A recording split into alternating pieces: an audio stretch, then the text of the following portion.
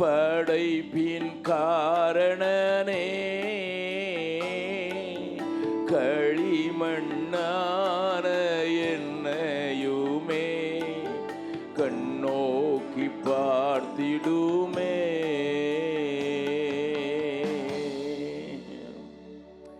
இயேசு கிறிஸ்துவின் மூலம் ஜெபம் கேளும் நல்ல பிதாவே, ஆமென். உட்காரலாம். வயதை குறித்து பேசும்போது நான் ஒரு காரியத்தை அடிக்கடி கொஞ்சம் அழுத்தி சொல்வது வழக்கம். எல்லாவற்றையும் சொல்லாவிட்டாலும் ஆரம்ப காலத்தை குறித்து நான் உங்களுக்கு சிலவற்றை சொல்ல விரும்புகிறேன். மனிதனுடைய சாதாரணமாக எல்லா மனிதனுடைய வாழ்க்கையில் வெளிநாட்டானாக இருந்தாலும் சரி, அல்லது இந்தியாவை சேர்ந்தவர்களாக இருந்தாலும் சரி, அல்லது உயர்ந்த மட்டத்திலே வாழ்கிறவர்களாக இருந்தாலும் சரி, அல்லது அடித்தளத்திலே வாழ்கிறவர்களாக இருந்தாலும் சரி, இது உங்களுக்கு தெரிந்திருக்கும்படியாக நான் உங்களோடு கூட பேசுகிறேன். முதல் 10 ஆண்டுகள் மனிதன் குழந்தையாக இருக்கிறதுனால எல்லாவற்றையும் விளையாட்டாகத்தான் அவன் எடுத்துக்கொள்வான். It's a playing time. அவன் எல்லாவற்றையும் விளையாட்டாகவே தான் வாழ்வான், விளையாட்டாகவே தான் எடுத்துக்கொள்வான். there is no seriousness in such lives. அந்த நேரத்தில் அவர்கள் மேலே ஒரு பெரிய முக்கியமான காரியங்களை பார்க்கக்கூடிய அளவுக்கு தெளிவில்லாமல் எப்பொழுதும் விளையாட வேண்டும் என்கிற நோக்கத்தோடு தான் முதல் 10 வருடங்களை மனிதன் கழிக்கிறான். ஆனால் அதை தொடர்ந்து 10லிருந்து 20 வரை அவனுடைய வாழ்க்கையை பார்த்தால் எப்படி ஒரு கடிகாரத்தில் ஒரு பெண்டுலம் இங்கே இருந்து இங்கே வரைக்கு போய்கொண்டே இருக்கிறது. ஒரு பக்கம் ஒரு தடவை வலது பக்கத்தில் உன்னத நிலைக்கு போகும், பின்பு இடது பக்கத்தில் உன்னத நிலைக்கு வரும், அதற்கு பிறகு உடனடியாகவே திரும்பிவிடும். இப்படிப்பட்ட ஆசிலேஷன் டைம் என்று நான் சொல்லுவேன். நிலைத்து நிற்கக்கூடாத எண்ணங்களினாலே நிறைந்திருக்கிற வயது. ஆனால் அதை தொடர்ந்து வருகிறது 20லிருந்து 30 தான் நான் தெரிந்து கொள்ளுகிற வயது என்று நான் தைரியமாக சொல்ல முடியும். படிப்பை தெரிந்து கொள்ளுகிறோம், வேலை ஸ்தலத்தை தெரிந்து கொள்ளுகிறோம், வாழ்க்கை துணையை தெரிந்து கொள்ளுகிறோம். இப்படியாக எங்கே வாழ்வது என்ற இடத்தை தெரிந்து கொள்ளுகிறோம். இப்படியாக தெரிந்து கொள்ளுகிற வயது 20லிருந்து 30 என்பதை நான் பார்த்த அநேகருடைய வாழ்க்கையில கணிக்கிறதற்கு ஆண்டவர் அதை எனக்கு கொஞ்சம் விளக்க சொல்லிக் கொடுத்தார் என்று நம்புகிறேன். அப்படிப்பட்ட ஒரு சூழ்நிலையில வாழ்ந்த ஒரு மனிதன் எப்படிப்பட்ட பிரச்சனைகளை எல்லாம் பார்க்கிறான், அதை எப்படி கையாள வேண்டும் என்பதைத்தான் இந்த நாளில் உங்களோடு கூட பேசி உங்களை கொண்டு ஆண்டவர் செய்ய வேண்டியதை செய்வதற்கு ஆண்டவர் கிருபை செய்வார் என்று விசுவாசித்து 16 வயதிலிருந்து 30 வயது வரை தெரிந்து கொள்ளப்பட்ட ஒரு பாத்திரத்தை குறித்து நான் உங்களோடு கூட பேச விரும்புகிறேன். நீங்கள் அவனை குறித்து நீங்கள் கொஞ்சம் வேதத்தில் விரிவாகவே சொல்லப்பட்டிருக்கிறது. அநேக காரியங்களை ஆண்டவர் வேதத்திலே நமக்கு அவனை குறித்து எழுதி வைத்திருக்கிறார். ஒரே ஒரு வசனத்தை மாத்திரம் நான் உங்களுக்கு முன்னதாக முதலாவது வைக்க விரும்புகிறேன். 1 சாமுவேல் 30வது அதிகாரம்.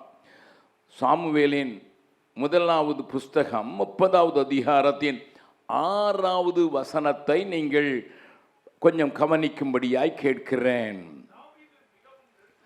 தாவீது மிகவும் நெருக்கப்பட்டான். சகல ஜனங்களும் தங்கள் குமாரர் குமாரத்திகளின் நிமித்தம் மனக்லேசமானதினால் அவனை கல்லறிய வேண்டும் என்று சொல்லிக் கொண்டார்கள். தாவீது தன் தேவனாகிய கர்த்தருக்குள்ளே தன்னை திடப்படுத்திக் கொண்டான். தனித்து விடப்பட்ட ஒரு தாவீதை இந்த பாகம் நமக்கு காண்பித்து கொடுக்கிறது. எப்படிப்பட்ட நாட்களுக்கு பின்பு இவன் தனியாக்கப்பட்டிருக்கிறான் என்பதை நான் உங்களோடு கூட நான் பேச விரும்புகிறேன். அருமையானவர்களே, இது கிட்டத்தட்ட அவனுடைய வாழ்க்கையின் உச்ச நிலைக்கு ஆண்டவர் அவனை அரசனாக உயர்த்துவதற்கு சற்று முன்னதாக நடக்கிற ஒரு காரியம். நீங்கள் நினைக்கலாம், எப்பொழுதும் தாவீது என்று சொன்ன உடனே நமக்கு அவன் கோலியாத்தை ஜெயித்தது தான் முதலாவது ஞாபகம் வரும். அது உண்மைதான் என்றாலும் கூட அவன் கோலியாத்தை ஜெயித்த பின்னர் தான் அவனுக்கு பிரச்சனைகள் ஏராளமாக வந்ததாக வேதம் சொல்கிறது. வாழ்க்கை பிரச்சனை. ஒருவேளை அந்த வாழ்க்கை பிரச்சனையை குறித்து நீங்கள் எவ்வளவாய் அறிந்திருப்பீர்கள் என்று சொல்லாமல் நான் ஒரு சின்ன முன்னுரையை அவனுடைய வாழ்க்கையை குறித்து நான் பேச விரும்புகிறேன். ஒரு இடத்துல சொல்லப்பட்டிருக்கிறது தாவீது 7வது பிள்ளை என்று. ஆனால் இன்னொரு இடத்துல சொல்லப்பட்டிருக்கிறது அவன் 8வது பிள்ளை என்று. ஐயா, வேதம் ஒன்றுக்கொன்று முரண்பட்டதா என்றால் இல்லை, வேதம் முரண்படவில்லை. வேதம் சத்திய வேதம், குறைவற்றது என்றுதான் வேதம் சொல்லுகிறது.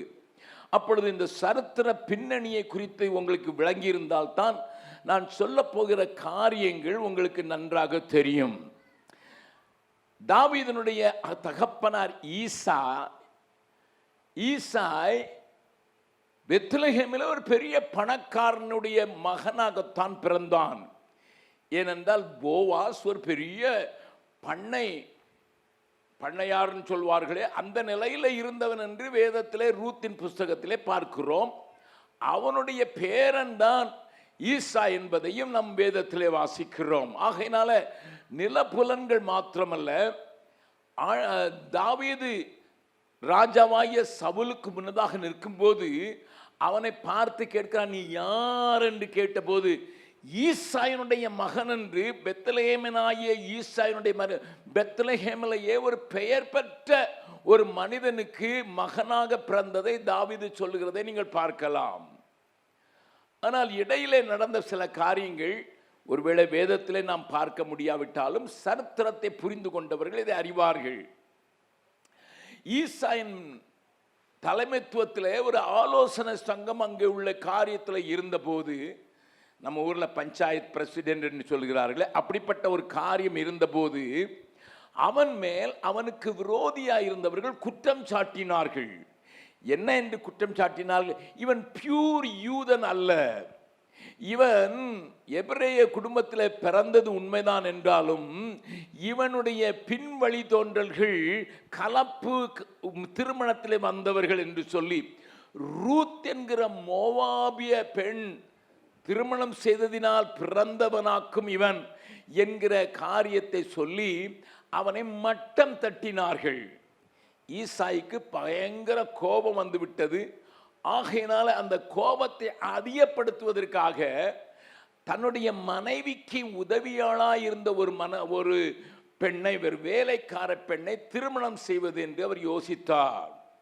அப்பொழுது திருமணம் செய்தால் இன்னும் அவர்களுக்கு எரிச்சல் அதிகமாக உண்டாகும் என்று சொல்லித்தான் அவளிடத்தில் பேசுகிறாள். மனைவியும் அதற்கு ஒத்துக்கொள்கிறாள்.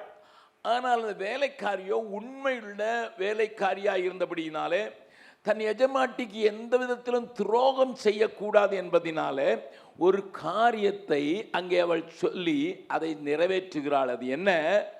அம்மா, நீங்க இருக்கிற இடத்துல நான் இருப்பதற்கு ஒரு நாள் முயற்சிக்கவும் மாட்டேன், நான் அதற்கு இணங்கவும் மாட்டேன். ஆனால் ஒன்று செய்கிறேன், என்னுடைய இடத்துல திருமண நாளன்று பெண்ணை மூடி வைத்திருப்பார்கள் அல்லவா, நீங்களே உள்ளே இருங்கள், நான் திருமணத்திற்கு ஒத்துக்கொண்டது போல ஒத்துக்கொள்கிறேன். திருமணம் நடந்த பின்பு அவர் உங்களையே மறுபடியும் திருமணம் செய்து கொண்ட அந்த காரியம் வெளிப்படும் போது எல்லாம் சரியாகிவிடும் என்று சொல்கிற ஆலோசனை அந்த எஜமாட்டிக்கு, அதாவது ஈசாயினுடைய மனைவிக்கு ஏற்றதாக இருந்தபடினால அவள் அந்த கோலத்தை எடுத்து அவர்களுக்கு பிள்ளையாக பிறந்தவன் தான் தாவீது. அதாவது ஒரே மனைவிதான், ஆனால் இரண்டாவது திருமணம் செய்வது போல காட்சியளித்து சமுதாயத்திற்கு வேறொரு பெண்ணாக காட்சியளித்து அதனால் பிறந்த மகன்தான் தாவீது. கொஞ்சம் நல்லா புரிந்து கொண்டீர்கள் என்றால் இந்த காரியம் உங்களுக்கு விளங்கும். ஆனால் வெளியே சொல்ல முடியாது. உலகத்தாருக்கு சொல்லியிருக்கார்கள் வேலைக்காரி இடத்துல பிறந்தவன் என்று. ஆகையினால அவனை கொஞ்சம் ஒதுக்கியே வளர்த்ததினால்தான் தாவீது ஒரு கட்டத்தில் சொல்கிறான், தகப்பனும் தாயும் என்னை கைவிட்டாலும் கர்த்தர் என்னை சேர்த்து கொள்ளுவார். வாழ்க்கையில் அநேகர் தாங்கள் ஏன் பிறந்தேன் என்று எண்ணுவதை காட்டிலும் சிலருடைய வாழ்க்கையில ஆண்டவர் அவர்களை பிறப்பித்த விதங்கள் கொஞ்சம் நமக்கு மனது வருடலாக இருக்கும். எங்களோடு கூட பணி செய்கிற ஒரு தலைவர் ஆண்டவருடைய பிள்ளை, அவங்க அம்மா அவர் வயிற்றில் இருக்கும்போது ஏராளமான நஞ்சை சாப்பிட்டு எப்படியாவது இந்த பிள்ளை எனக்கு தேவையில்லை என்று சொல்லுவதற்காக 10 முறை முயற்சித்திருக்கிறார்கள்.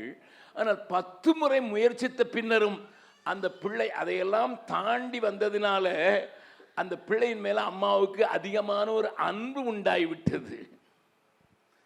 எப்படியா இந்த கருவை கலைத்து விட வேண்டும் என்று தாயே விரும்பின பின்னர் அது நடக்கிறப்படாத போது அந்த பிள்ளை பிறக்கும் போது அந்த பிள்ளையின் மேல ஒரு ஈர்ப்பு இருக்கும். ஆனால் தாவீதை பொறுத்த மட்டும் அப்படிப்பட்ட ஒரு ஈர்ப்பு இல்லாதபடி அவன் கொஞ்சம் ஒதுக்கப்பட்டவனாகவே வாழ்ந்து வந்தான். ஆண்டவர் அவனை ஒரு பெரிய நோக்கத்தோடு கூட தெரிந்து கொண்டிருந்ததை மாத்திரம் அவனுக்கு விளங்கியிருக்குமானால் அவனுடைய கஷ்டங்கள் நஷ்டங்களில் அவன் எப்படி செயல்பட்டிருப்பான் என்பது நமக்கு நன்றாக விளங்கலாம். நான் சொல்கிறதை நன்றாய் கவனியுங்கள்.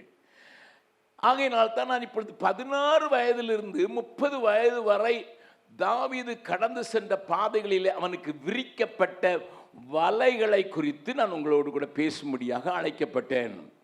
இந்த கூட்டத்தில் நீங்கள் விசேஷமாக இந்த வயது வரம்பில் தான் இருப்பீர்கள் என்று அறிந்ததினாலே 16 வயதிலிருந்து 30 வயது வரை உள்ளவர்கள் இங்கே கூடி வந்திருப்பீர்கள் என்று நினைத்து அவர்களுக்கு ஏற்படுகிற அநேக காரியங்களை நான் உங்களோடு கூட பேசுவதற்கு வாஞ்சிக்கிறேன். தேவன் உங்களோடு கூட பேசுவார் என்று விசுவாசிக்கிறேன். நன்றாக கவனியுங்கள். 16வது வயதிலே தான் தாவீது அபிஷேகம் பண்ணப்பட்டான். சகோதரர்கள் மத்தியிலே சாமுவேல் இருந்தவனை அபிஷேகிக்கிறான். அபிஷேகித்தவுடன் அவன்தான் வரப்போகிற ராஜா என்கிற அந்த வெளிப்பாடு இருந்த போதிலும் கூட மறுபடியும் அவனை அவனுடைய தகப்பன் மந்தை மேய்க்கவே அனுப்புகிறதை நீங்கள் பார்க்கலாம். என்ன சொல்ல விரும்புகிறேன்? His anointing was not recognized or appreciated. அவன் மேல் இருந்த தேவ ஆவியானவருடைய நிறைவை அவனுடைய தகப்பன் அதை கண்டுகொள்ளவும் இல்லை, அதை குறித்து பெரிய பாராட்டுதலையும் அவனுக்கு கொடுக்கவில்லை.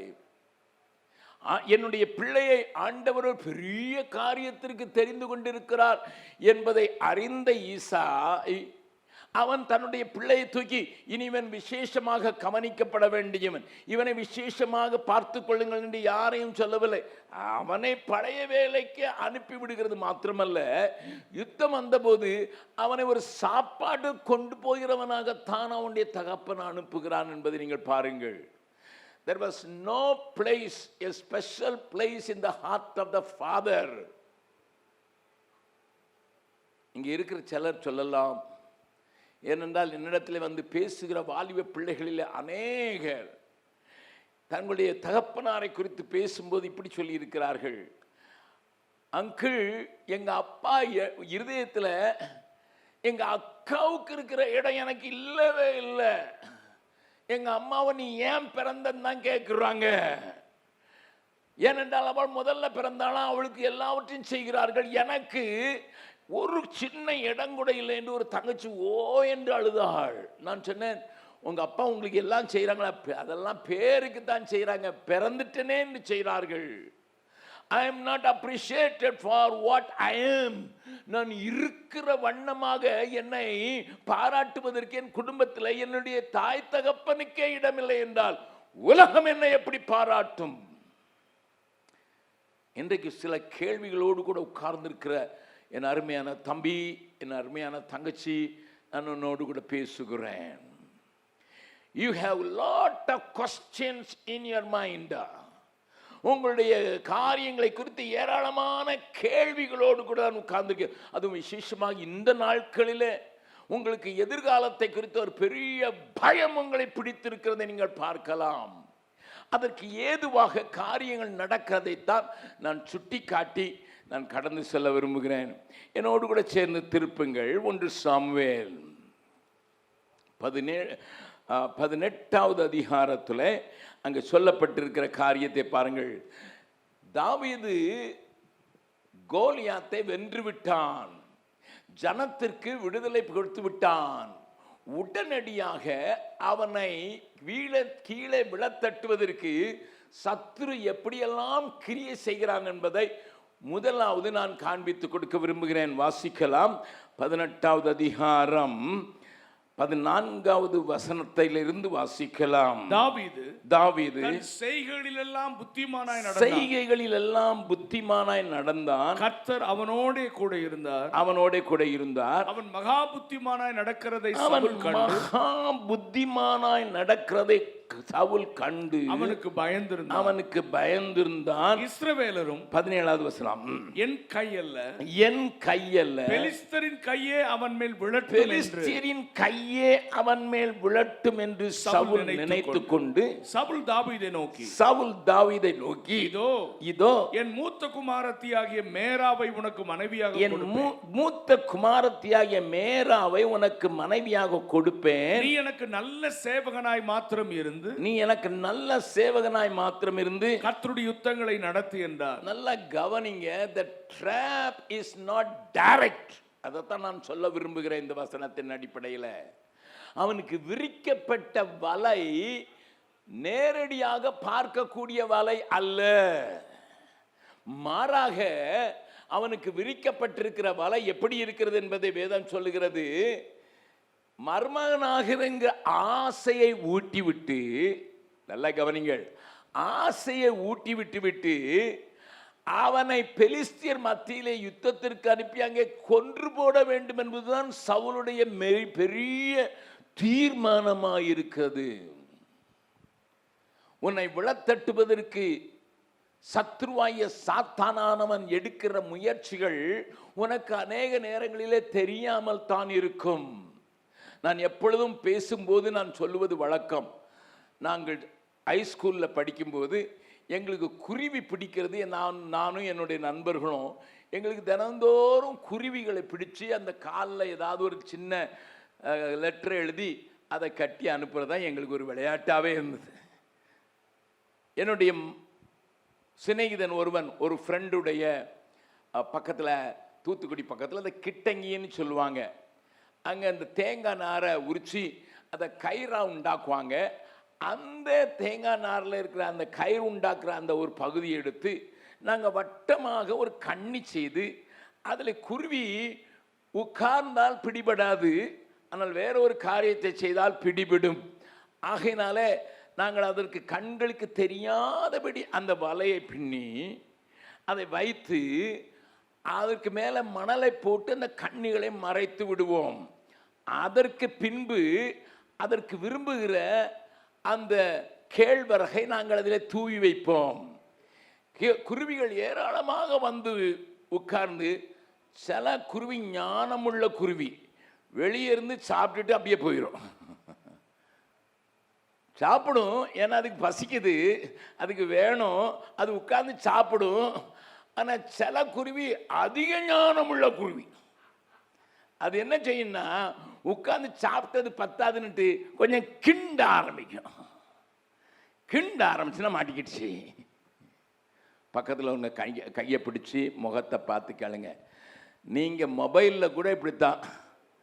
ஆமாம், தேவையானதுக்கு மாத்திரம் உபயோகப்படுத்தினா பிழைச்சிக்கிட்டீங்க, கிண்ட ஆரம்பிச்சிட்டிங்கன்னா மாட்டிக்கிட்டீங்க. தேவை, சாப்பாடு தேவை, சாப்பாடு நமக்கு வேணும், அது நம்முடைய உடலுக்கு தேவை. இப்படி தேவையை காண்பிக்கிறது போல காண்பித்து சத்துருவானவன் நமக்கு வலைகளை பின்னி வைத்து நம்மை மாட்ட வைத்துக் கொண்டு இருக்கிறான். தாவீதுக்கு விரிக்கப்பட்ட வலையை பாருங்க. ஏன்னா அதுக்கு முன்னாலே எழுதப்பட்டிருக்கிற வசனத்தை பார்த்தீங்கன்னா தெரியும். சவுல் மேல அந்த அசுத்த ஆவி இருந்தது, தன்னை விட்டு ஆண்டவர் போயிட்டாரு என்பதை அவன் அறிந்திருந்தான்.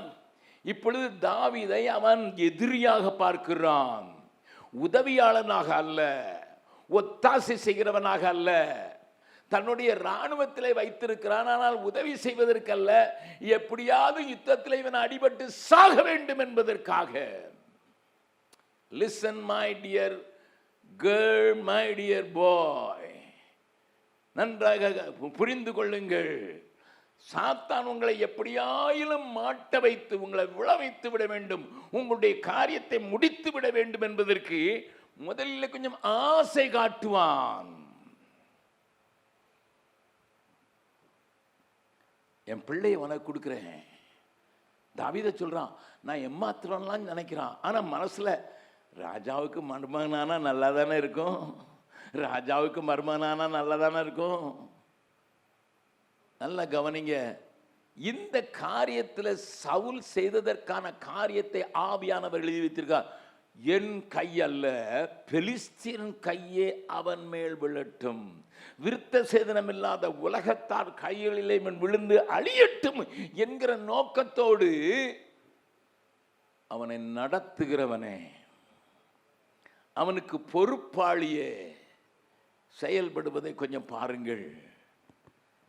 தாவீது இந்த காரியத்திலே கொஞ்சம் ஏமாந்து விட்டான் என்று தான் சொல்வேன். 18வது அதிகாரத்தை படிக்கும்போது, காலம் வந்தபோது மூத்த குமாரத்தியை பல்தி என்கிற ஒருவனுக்கு திருமணம் செய்து கொண்டு ஏமாற்றி விட்டான் சவுல். ஆனால் அடுத்தாற் போல் இப்பொழுது அவனுக்கு ஒரு எண்ணம் வருகிறது. வாசிக்கலாம், 1 சாமுவேல் 18வது அதிகாரத்தில் 25வது வசனத்தை வாசிக்கலாம். அப்பொழுது சவுல் ராஜா பரிசத்தை விரும்பாமல் பெலிஸ்தரின் 100 நுனித்தோள்களினால் ராஜாவின் சத்துருக்களுக்கு பழிவாங்க விருப்பமாயிருக்கிறார் என்று தாவீதுக்கு சொல்லுங்கள் என்றார்.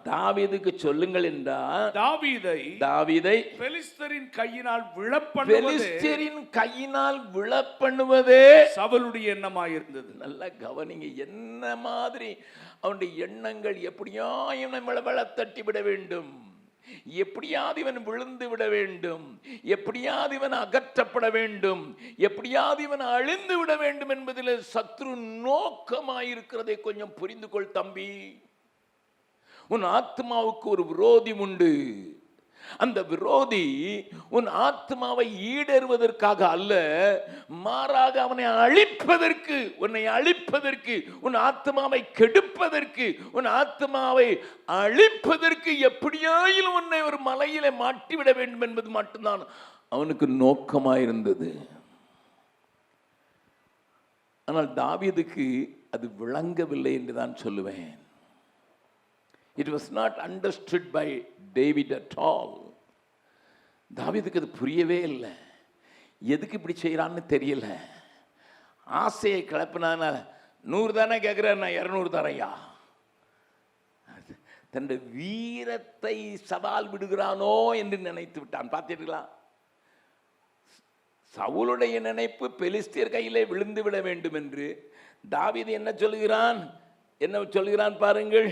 27வது வசனம், அதற்கு குறித்த நாட்கள் நிறைவேறும் முன்னே, அதற்கு குறித்த நாட்கள் நிறைவேறுவதற்கு முன்னதாகவே தாவீது எழுந்து தன் மனுஷனை கூட்டிக் கொண்டு போய் 200 பேரை வெட்டி அவர்கள் நுனித்தோள்களை கொண்டு வந்து தான் ராஜாவுக்கு மருமகனாகும்படிக்கு அவைகளை ராஜாவுக்கு எண்ணி செலுத்தினார். என்னுடைய பராக்கிரமத்தை நீர் கொஸ்டின் பண்றீரா?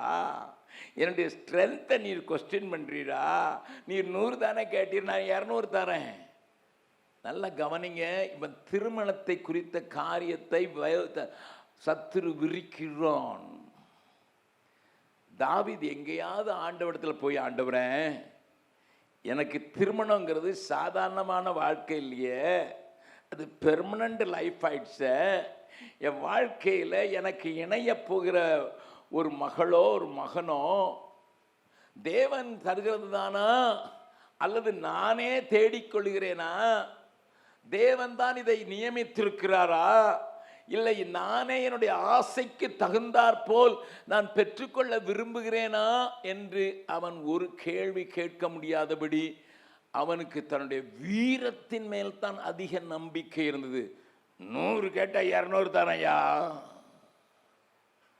தம்பி, உன்னை மாட்ட வைக்கிற ஒரு பெரிய வலையாக்கும் உன்னுடைய வாழ்க்கை துணை வருங்காலத்தில். நீ சொல்லலாம், எனக்கு இப்போ சின்ன வயசு, பரவாயில்ல.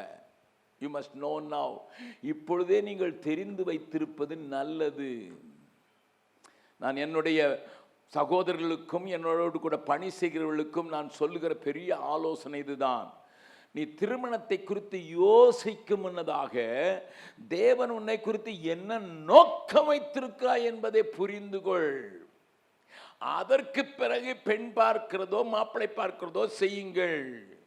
அந்த நோக்கத்தை நிறைவேற்றுவதற்கு இவரோடு கூட அல்லது இவளோடு கூட எனக்கு ஒத்தாசை கிடைக்குமா, அவளுக்கு தந்திருக்கிற கிருபைகள் எனக்கு தந்திருக்கிற கிருபைகள் இரண்டும் சேர்ந்து ஆண்டவர் என்னை குறித்து வைத்திருக்கிற நோக்கத்தை நிறைவேற்றுவதற்கு போதுமானதா இருக்குமா என்று கேட்டுப்பா. இல்லை மாட்டிக்கொள்வார். நீங்கள் அறிந்திருக்கிறபடி தாவீதுக்கு மீகாள் சரியான பெண்ணாகவே இல்லை. அவனை இருதயத்தில் அவமதிக்கிறதுக்கு அவருக்கு தெரியும். இருதயத்தில் அவமதிக்கிறதுக்கு மாத்திரமல்ல, அவனுடைய வர்ஷிப், அவன் ஆண்டவருக்கு முன்னதாக களிர் கூறுவதை கேலி பண்ண தெரியும். அவன் ஆண்டவருக்கு பிரியமானதாய் நடக்கிறதை அவளால் பொறுத்து கொள்ள முடியாது. ஒரு தடவை அவனுடைய தகப்பனே தாவீதை கொல்ல வேண்டும் என்று இருக்கும்போது அவள் தகப்பனிடத்தில் போய் பரிந்து பேசலாம். ஐயா, அப்பா, நீங்க செய்யறத கொஞ்சம் யோசித்து பார்க்குறீங்களா? என் கணவர் உங்களுக்கு விரோதமானவர் அல்லவே. நீங்க எப்படியா என் கணவனை காப்பாத்தினாதானே நானும் விதவையாகாம இருக்கலாம். என்னைய விதவை ஆக்கிறதுல உங்களுக்கு எதுக்கு இவ்வளவு மகிழ்ச்சி? நீங்க தானே எனக்கு திருமணம் செய்து கொடுத்தீங்கன்னு எங்கேயாவது ஒரு இடத்துல பேசினாளா? இல்லை. நோ. ஏன்னா அவ்வளோ ஒரு காதல் கொண்டது உண்மைதான், அவனை விரும்பினது உண்மைதான். ஏன்னா கோலியாத்தே அடிச்சாள் எனக்கு கணவன் சொல்றதுல தான் அவளுக்கு பெருமை இருந்தது வெளிய. தாவீதோடுடைய உள்ளத்தோடு கூட தேவனுக்கு ஏற்ற மகளாக அவ இல்லவே இல்லை. கடைசி வரைக்கும் அவளை குறித்து அப்படித்தான் எழுதப்பட்டிருக்கிறது. மை டியர் யங் பீப்புள், இந்த சூசிங் டைமில் நீங்கள் இருக்கிறீங்க. உங்கள் வீட்டில் பேசலாம், உங்களோடு கூட இருக்கிறவர்கள் சொல்லலாம், உங்கள் வாழ்க்கைக்கு துணையை இப்பொழுதே நீங்கள் தேடிக்கொள்ள வேண்டும் என்கிற ஒரு துடிப்பும் இருக்கலாம். But listen, listen. தேவ சித்தம் நிறைவேற உங்களை ஒப்பு கொடுத்து அந்த திட்டத்தை நிறைவேற்றுகிறவர் தான் எனக்கு வேண்டும் என்று சொல்லிப்பா. நான் நேற்றைய கூட்டத்தில் கூட சொன்னேன், என்னுடைய மனைவியினுடைய முகத்தை நான் பார்க்கவில்லை, போட்டோவை தானும் பார்க்கவில்லை, நான் திருமணம் செய்து கொண்டேன் என்றால் அவளுக்கும் பீகாரை குறித்து ஒரு தரிசனம் இருந்தது, எனக்கும் பீகாரை குறித்த தரிசனம் இருந்தது. இன்றைக்கு வரைக்கும் நாங்கள் நன்றாக குடும்பமாக நாங்கள் ஆண்டவருக்குள் மகிழ்ச்சியாக இருப்பதற்கு காரணம் தேவ சித்தத்தை நிறைவேற்றுவதற்கு எங்களை ஒப்பு கொடுத்ததினால்தான். The vision united us என்று நான் அடிக்கடி சொல்லுவேன். தரிசனம் தான் எங்களை இணைத்தது. உன் வாழ்க்கையில சத்ருவனை விழத்தட்டுவதற்கு, ஏனென்றால் வாலிபத்தில் உற்சாகமாய் இருக்கிற அநேகரை பார்த்திருக்கிறேன். திருமணம் ஆன பிறகு எங்க காணும் ஆள. திருமணத்தில் நான் பேசும்போது சொல்கிறதை நான் உங்களை சொல்ல விரும்புகிறேன். வாட்டருக்கு கெமிக்கல் லாங்குவேஜில் H2Oன்னு சொல்லுவாங்க. அதாவது ஹைட்ரஜனும் ஆக்சிஜனும் சேர்ந்தாதான் வாட்டர்னுட்டு நம்ம நினைப்போம். ஹைட்ரஜன் நல்லா எரிஞ்சும் ஆக்சிஜன் எரிகிறதுக்கு ஊக்கப்படுத்தும். ரெண்டும் சேர்ந்தா நல்லா இருக்கும்னு நம்ம நினைப்போம். அது பிசிக்கலாக சேர்ந்தா அப்படி நடப்போம். அதாவது ஹைட்ரஜன் தானாக எரியும், ஆக்சிஜன் அதிகமாக எரிய வைக்கும். ரெண்டும் சேர்ந்துனா பயங்கரமாக எரியும் நினைப்போம். ஆனால் ரெண்டும் சேர்ந்துனா தண்ணியாகி ஒன்றும் இல்லாமல் போயிடும். அநேக திருமணங்கள் திருமணத்திற்கு பிறகு ஏண்டா திருமணம் செய்தேன் என்று நினைக்கி வருவதற்கு முன்னதாக you must understand this trap of the enemy. சத்ரு விரிக்கிற இந்த வலையை நீங்கள் புரிந்து கொள்ளுங்கள். நீங்கள் இதில் தீர்மானமா இருங்கள். தேவ சித்தம் நிறைவேற எனையும் ஒப்படைக்கிறேன். தேவ சத்தம் என்னுள்ளம் பலமாக தோனிக்குதே. தேவ சித்தம் நிறைவேற எனையும் ஒப்படைக்கிறேன்.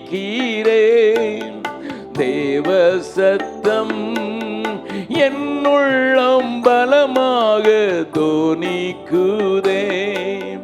முன்னறிந்து அழைத்தவரே முன்னின்று நலமுடன் நடத்துவார். முன்னறிந்து அழைத்தவரே முன்னின்று நலமுடன் நடத்துவார். சகலமும் நன்மைக்கென்றே சாட்சியாய் முடித்திடுவார். சகலமும் நன்மைக்கென்றே சாட்சியாய் முடித்திடுவார். தேவ சித்தம் நிறைவேற எனையும் ஒப்படைக்கிறேன். தேவ சத்தம் என்னுள்ளம் பலமாக தோனிக்குதே. மனைவியை சார்ந்து கொள்ள, பெற்றோரை சார்ந்து கொள்ள முடியாமல் இருந்தான் என்று முதல்ல சொன்னேன். தன்னுடைய தலைவனை சார்ந்து கொள்ள முடியாமல் தாவீது போய்விட்டான் என்பதை காண்பித்து கொடுத்தேன். இப்பொழுது மனைவியையும் சார்ந்து கொள்ளக்கூடாதபடி மாறிவிட்டான் என்று நான் உங்களுக்கு காண்பிக்கிறேன். இப்பொழுது நெருங்கிய நண்பனையும் அவனால் சார்ந்து கொள்ள முடியவில்லை. அவனுடைய 16 வயதில் ஆரம்பித்த இந்த ஓட்டத்தில் நெருங்கிய நண்பன் என்று யோனத்தான் ஒருவன் இருக்கிறான். உயிரை போல நேசிக்கிறான். எதையும் தருவதற்கு ஆயத்தமாயிருக்கிறான். மற்றவர்களிடத்தில் ஒன்றுமில்லாவிட்டாலும் தன்னிடத்தில் இருப்பதை கொடுக்க வேண்டும் என்று துடிக்கிற ஒரு யோனத்தான் தான். நண்பனாக, சிநேகிதனாக தன்னுடைய ஃப்ரெண்ட்ஷிப்பை உறுதிப்படுத்துவதற்கு தன்னுடைய தகப்பனிடத்தில் பல முறை தாவீதுக்காக சண்டையிடுகிறான். ஏன் அவனை கொல்ல வேண்டும் என்கிறீர்? ஏன் அவனை உயிரோடு இருக்க வாஞ்சிக்கவில்லை? ஏன் இதை செய்கிறீர் என்றெல்லாம் கேள்வி கேட்கிறான். தகப்பன் அவனுக்கு விரோதமாக திட்டுகிறான். எப்படியெல்லாம் திட்டினான் பாருங்கள். வாசிக்கலாம். வசனங்களை வாசித்தால் நமக்கே கொஞ்சம் ஒருபடியாக இருக்கும். வாசிக்கலாம். 20வது அதிகாரம், 1 சாமுவேல் 20வது அதிகாரம் 30வது வசனத்தை வாசிக்கலாம். அப்பொழுது சவுல் யோனத்தான் மேல் கோபம் உண்டவனாகி அவனை பார்த்து இரண்டகமும் மாறுபாடும் உள்ளவளின் மகனே, நீ உனக்கு வெட்கமாகவும் தாயின் மானத்திற்கு வெட்கமாகவும் ஈசாயின் மகனை தோழனாக தெரிந்து கொண்டிருக்கிறதை நான் அறியேனோ. ஈசாயின் மகன் பூமியின் மேல் உயிரோடு இருக்கும் நாள் வரை நீ ஆனாலும் உன் ராஜ்யபாரமானாலும் நிலைப்படுவதில்லை. போதும். நன்மை சொல்லுவது போல சொன்னாலும் தாவீது அழிக்கப்பட வேண்டும் என்பதை தன்னுடைய மகனுக்கு ஊட்டுகிறான். அவனோ 34வது வசனத்தை வாசிக்கலாம். கோபாதாபமாய் பந்தியை விட்டு எழுந்திருந்து போய் அமாவாசையின் மறுநாளாகிய அன்றைய தினம் போஜனம் பண்ணாதிருந்தான். தன் தகப்பன் தாவீதை நிந்தித்து சொன்னது அவனுக்கு மனநோவா இருந்தது. தாவீதை நிந்திக்கவே இல்லை. அவனை திட்டினா, அவங்க அம்மாவை திட்டினா. ஆனா யோனத்தான் அவ்வளோ க்ளோஸ் ஃப்ரெண்டா தான் இருக்கிறான். என் ஃப்ரெண்டை பற்றி ஒண்ணுமே சொல்லிடக்கூடாது, நீங்க நெகட்டிவா சொல்லக்கூடாதுங்கிறதுல அப்படி இருந்த நண்பன் பின்னதாக நீங்கள் வாசித்தீர்கள் என்றால் ஒரு இடத்துல வரும்போது அங்கே என்ன இருக்குது பாருங்கள். 23வது அதிகாரம் 17வது வசனத்தில் வாசிக்கலாம். நீர் பயப்பட வேண்டாம் தாவீதே, நீர் பயப்பட வேண்டாம். என் தகப்பனாகிய சவுலின் கை உம்மை கண்டுபிடிக்க மாட்டாது. இஸ்ரவேலின் மேல் ராஜாவாய் இருப்பீர். அப்பொழுது நான் உமக்கு இரண்டாவதாய் இருப்பேன். அப்படி நடக்கும் என்று என் தகப்பனாகிய சவுலும் அறிந்திருக்கிறார் என்றான். 18 அவர்கள் இருவரும் கர்த்தருக்கு முன்பாக உடன்படிக்கை பண்ணின பின்பு தாவீது காட்டில் இருந்து விட்டான். யோனத்தானோ தன் வீட்டிற்கு போனான். ஃப்ரெண்ட்ஷிப் ரொம்ப தூரம் வராதையா. Listen to me. எவ்வளோ டியர் மோஸ்ட் ஃப்ரெண்டாக இருந்தாலும் சரி, இருதயத்தை அறிந்த நண்பனாக இருந்தாலும் சரி, அநேகருடைய ஃப்ரெண்ட்ஷிப் ஒரு எல்லை வரைக்கும் தான் வரும். தாவீதுட்ட யோனத்தான் என்ன சொல்ல, உன்னை மாதிரி கஷ்டப்பட முடியாதுப்பா, நீ காட்டில் நாட்டில் தெரிஞ்சுக்கிட்டு திரிவே, நீ வனாந்தரத்தில் தங்குவேன்னா அப்படி இல்லைப்பா, சுகபோகமா அரண்மனையில் இருக்கிறேன். I cannot come with you. I can safeguard you, but I cannot come with you. நான் உன்னை பாதுகாக்கிறதுக்கு சில காரியங்களை செய்யலாமல், நான் கஷ்டத்தில் துன்பத்தில் கடைசி வரைக்கும் என்னால் வர முடியாதுப்பா, வர முடியாது. யாரோ சிலர் இந்த கூட்டத்தில் இருக்கீங்க. You're depending on your friend more than anybody else. நீங்கள் உங்கள் ஃப்ரெண்டை ரொம்ப சார்ந்து இருக்கிறீங்க. நான் உங்களை மறுபடியும் பார்த்து சொல்ல விரும்புகிறேன், உங்கள் ஃப்ரெண்டும் கொஞ்சம் தூரம் தான் வர முடியும் ஐயா. உங்கள் ஃப்ரெண்டு உங்களுக்கு கொஞ்சம் தூரம் தான் வர முடியும். இந்த காரியத்திற்கு பின்பு தாவீதுடைய மனதில் பயங்கர போராட்டம். ஏன் என்னை ஆண்டவர் அபிஷேகித்து இஸ்ரவேலுக்கு ராஜாவாக மாறுவதற்கு என்னை தெரிந்து கொண்டார் என்கிற ஒரு பெரிய கேள்வி. Why Lord? நான் சாதாரணமாக காட்டில் பாட்டு பாடிக்கிட்டு இருந்தேன், சாதாரணமாக ஒரு சிங்கத்தை அடிச்சு கொன்னேன், சாதாரணமாக ஒரு கரடி அடிச்சு கொன்னேன், அழகா உட்காந்து பாடிக்கிட்டு இருந்தேனே. என்னுடைய அமைதியான வாழ்க்கையில எனக்கு உயர்ந்த பதவி தேவனுக்கென்று நான் எழுந்து நிற்க வேண்டும் என்கிற ஒரு காரியத்தை, அபிஷேக தைலத்தை ஊற்றினதினால் அல்லவோ எனக்கு இப்படிப்பட்ட போராட்டங்கள். இந்த இன்சிடென்ட்டுக்கு பிறகு நீங்கள் பார்த்தீங்கன்னா 23வது அதிகாரத்தில் முதல்ல பார்த்தீங்கன்னா, கேஹிலா குறிகளுக்கு அவன் உதவி செய்யறதுக்கு தானா போறானா, அவங்களும் நன்றி எறியதாவதாக இருக்கிறார்கள். He could not believe the people, those who are helped by him. எந்த ஜனத்துக்கு தானா வலிய வந்து உதவி செய்ய போனானோ அந்த ஜனம் கூட நன்றி எறிதல் இல்லாமல் இருக்குதே. இப்போ தாவீது நினைக்கிறான், எந்த மனுஷனையும் நம்ப முடியாது. I must safeguard myself. என்னை காத்துக்கொள்வதற்கு நான் எதையாயிலும் செய்ய வேண்டும் என்று சொல்லி தனியாக போய் 21வது அதிகாரத்தில் நீங்கள் பார்த்தீர்கள் என்றால், ஆசாரியனை பார்த்து கேட்கிறான். 8வது அதிகாரத்தில் வாசிக்கலாம். தாவீது அகிமெலேக் என்கிற ஆசாரியனை பார்த்து, இங்கே உம்முடைய வசத்தில் ஒரு ஈட்டியானாலும் பட்டயமானாலும் இல்லையா? ராஜாவின் காரியம் அவசரமானபடியினால் என் பட்டயத்தாயிலும் என் ஆயுதங்களை ஆகிலும் நான் எடுத்துக்கொண்டு வரவில்லை என்றான். தனியா வந்தேன், யாருக்கும் தெரியாம தான் வந்தேன். என்கிட்ட ஒரு பாதுகாப்புக்கு ஒண்ணு இல்லை. ஏதாவது பட்டயம் இருக்குதான்னு கேட்கும் போது கோலியாத்தின் பட்டயம் அவன் கையில் இருக்குது, ஆனா அது அவனுக்குள்ள திருப்தி உண்டாகல. தம்பி, நீ நினைப்ப என் கையில் மட்டும் ஒரு டிகிரி இருந்ததுன்னா நான் என்னெல்லாம் செஞ்சிருவேன். எங்கள் குடும்பத்தில் எனக்கு டிகிரி வந்துட்டுனா, அல்லது நான் பிஜி பண்ணிட்டேன்னா, அல்லது நான் அதை காட்டில் மேலே படிச்சுட்டேன்னா என்னை பாதுகாத்து கொள்ளலாம் என்று நீ கனவு காண்பதற்கு ஏராளமான வாய்ப்புகள் உண்டு. ஆனால் பட்டயம் கையில் இருந்தாலும் அது உன்னை ரட்சிக்க போவது இல்லை. Listen, some people are reading, studying. Very good. படிக்கிறது தப்புன்னு நான் சொல்லலை. ஆனால் அதுதான் உன்னை காக்குன்னு நினச்சின்னா உன்னை பைத்தியக்காரனை போல மாற்றிடும். 21வது அதிகாரத்தில் அதனால தான் தன்னுடைய எச்சிலை வழிய விட்டு, தாடியில் வெளியே விட்டு ஒரு பைத்தியக்காரனை போல காட்சியளிக்கிற ஒரு தாவீதை பார்க்கலாம். அந்த தாவீது தன்னுடைய எதிர்காலத்தை குறித்து கேள்விக்குறிகள் அவனுக்கு முன்னதாக வந்தபோது அவன் ஆண்டவரை சார முடியாதபடி அவனை சூழ்நிலைகள் அவனை நெருக்கி கொண்டே வருகிறதை இந்த அதிகாரங்கள் எல்லாம் வாசிக்கலாம். The first thing நான் சொன்னேன், உனக்கு உன்னுடைய வாழ்க்கையில் உன்னுடைய நோக்கத்தை தெரிந்து கொள். அதோடு கூட நீ நோக்கத்தை தெரிந்து கொண்டது மாத்திரமல்லாமல் நீ 2வது அறிய வேண்டிய ஒரு பெரிய காரியம், உன் வாழ்க்கையில நோக்கத்தை அறியாமல் ஓடிக்கொண்டிராதே. நீ ஏதோ கோல் போஸ்ட் இல்லாத ஒரு ஃபுட்பால் விளையாடி விடாதே.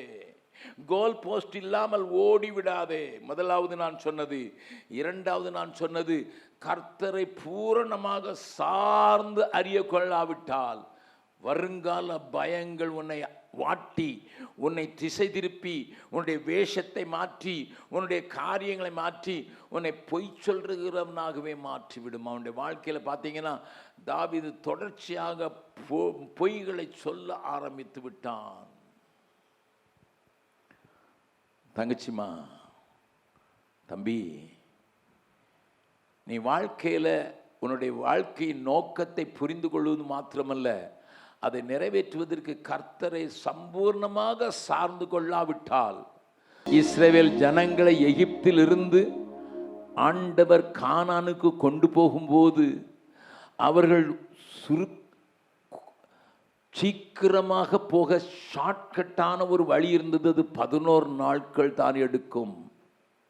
கவனியுங்கள். ஆனால் வேதம் சொல்லுகிறது, அந்த வழி சமீபமாய் இருந்தாலும் அவர்களை வனாந்திர வழியாய் சுற்றி போக பண்ணினார் என்று வேதம் சொல்லுகிறது. தேவன் உன்னை நடத்தும் போது உனக்கு சில நேரங்களிலே எந்த வழியில ஏன் அடுக்கிறார் விளங்காது. வாயிலோர் எனக்கு தெரியாது, எனக்கு தெரியாது, ஏன் என்னை இப்படிப்பட்ட வழியிலே நடத்துகிறார் என்று உனக்கு தெரியாது. ஆகையினால் நான் தைரியமாய் சொல்ல முடியும், தேவனை சார்ந்திருக்க வேண்டும் என்பதற்காகத்தான். ஏனென்றால் வனாந்திரத்தில் நிழலுக்கு ஆண்டவரைத்தான் சார்ந்திருக்க வேண்டும், தண்ணீருக்கு ஆண்டவரைத்தான் சார்ந்திருக்க வேண்டும், ஆகாரத்திற்கு ஆண்டவரைத்தான் சார்ந்திருக்க வேண்டும், வழியை கண்டுபிடிப்பதற்கு ஆண்டவரைத்தான் சார்ந்திருக்க வேண்டும், இரவிலே வெளிச்சம் தருவதற்கு ஆண்டவரை தான் சார்ந்திருக்க வேண்டும். வேறு எந்த விதத்திலும் யாரையும் நம்ப முடியாது என்கிற நிலைக்கு இஸ்ரவேல் ஜனங்களை தள்ளி நீ என்னையே சார்ந்து வாழ். எனக்கு ஒரு சின்ன சம்பவம் ஞாபகத்துக்கு வருகிறது. என்னோடு கூட சாலமன், திமோத்தின்னு 2 தம்பிமார் ஊழியம் செய்துக்கிட்டு இருந்தாங்க. ரொம்ப துடிப்பானவர்கள். ஒரு நாளில் ராத்திரி படுக்கும்போது அவங்க 2 பேரும் ஜோம் பண்ணிட்டு, நாளைக்கு இந்த ஊருக்கு, கவுடியாரிங்கிற ஊருக்கு நம்ம போய் அங்கே சுவிசேஷத்தை அறிவிக்கலாம் என்று அவர்கள் தீர்மானம் பண்ணி, அவர் படுத்து தூங்கி காலையில் 4:30 மணிக்கெல்லாம் எந்திரிச்சு குளிச்சுட்டு அவங்க போகிறதுக்கு ஆரம்பித்த போது வழியில் ஒரு கல்வெட்டு, அதாவது தண்ணி பாஸ் பண்ணி போகிறதுக்கு ஒரு கல்வெட்டு இருக்கும்ல, அதில் உட்கார்ந்த போது உண்மையாக நடந்ததை சொல்கிறேன். அந்த மரத்தில் நிறைய குருவிங்க அப்படியே சத்தம் போட்டுக்கிட்டு இருந்தாங்க. திடீர்னு நிசப்தம் உண்டாயிற்று. திடீர்னு நிசப்தம் உண்டான உடனே அந்த குருவிகளில் ஒரு குருவி ஹிந்தி மொழியில் அழகாக பேசிச்சு. என்ன பேசி தெரியுமா? கவுடியாரி மத் ஜானா, கவுடியாரி கிராமத்துக்கு போகாதீங்க 3 தடவை சொல்லிச்சு. இவங்க வாலிபர்கள் அல்லவா, நம்ப முடியல. ஆண்டவர் நம்மளை ஊழியத்துக்கு போகக்கூடாதுன்னு சொல்லுவாரா? நம்ம ஜெபம் பண்ணிட்டு தானே அந்த ஊழியத்துக்கு போகிறோம். ஆண்டவர் நம்மளை அந்த ஊழியத்துக்கு போக சொல்லுவாரா, கூடாதுன்னு சொல்லுவாரான்னு சொல்லிட்டு ஆண்டவர்கிட்ட கேட்டாங்க. ஆண்டவரை, நாங்கள் இன்னொரு தடவை அதே குருவி அதே கிளையில் வந்து உட்கார்ந்து அதே வார்த்தையை சொன்னால் நாங்கள் நம்புவோம் அப்படின்னு சொன்னாங்க. ஒரு 5 நிமிஷம் கழித்து அதே குருவி அதே கிளையில் வந்து உட்கார்ந்து கவுடியாரி மத் ஜானா, கவுடியாரிக்கு போகாதீங்க அப்படின்னு சொல்லிச்சு. 3 தடவை சொல்லிச்சு. நம்ம மனுஷங்க ஒரு தடவை நம்ப மாட்டோம்ல. கிதியோன் கூட சொன்னால, இங்கே போடுறேன் அங்கே போடுறேன்னு. அதே மாதிரி அவங்களும் சொன்னாங்க, இன்னொரு தடவை சொல்லட்டும் ஆண்டவரே. இப்போ கூட இருந்தவன் சொன்னால் சரி இன்னொரு தடவை சொல்லிடுச்சு, இன்னொரு தடவையும் சொல்லிட்டு அதே மாதிரி. ஆனால் போனால் என்ன தான் நடக்குன்னு பார்க்கலாம். நடந்தது என்ன தெரியுமா? 10 நிமிஷத்தில் அவங்க இருந்த இடத்தை காட்டிலும் 8 கிலோமீட்டர் தூரத்தில் ஒரு அரண்மனை இருக்குது, பாழடைஞ்ச அரண்மனை இருக்குது. அந்த அரண்மனை நினைக்கிற 8 கிலோமீட்டர் எப்படி வந்தாங்க தெரியாது. அன்னைக்கு அவங்க போகவே முடியல. அதுக்கு பிறகுதான் தெரிஞ்சது, அங்கே போயிருந்தாங்கன்னா அவங்க 2 பேரையும் கொன்று போட்டிருப்பாங்க. ஏன்னா அந்த ஊரில் ஒரு கோஷ்டி சண்டை நடந்துக்கிட்டு இருந்திருக்குது.